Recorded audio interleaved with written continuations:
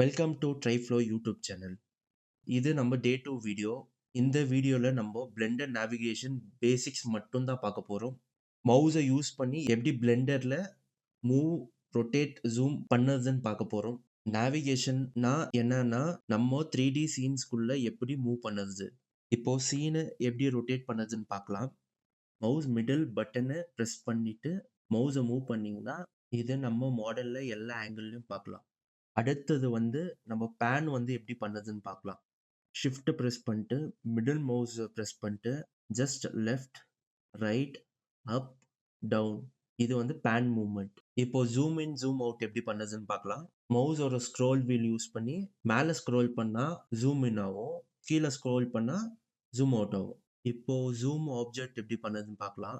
ஒரு ஆப்ஜெக்டை நம்ம செலக்ட் பண்ணிட்டு ஸ்ட்ரைட்டா அந்த ஆப்ஜெக்ட்க்கு மட்டும் ஜூம் பண்ணுறது எப்படி பண்ணுதுன்னு பார்க்கலாம்.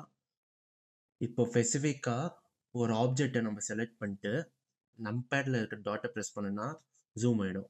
இந்த ஷார்ட்கட்டை வந்து நீங்கள் டெய்லி ப்ராக்டிஸ் பண்ணுங்க ஃபார் 5 to 10 minutes.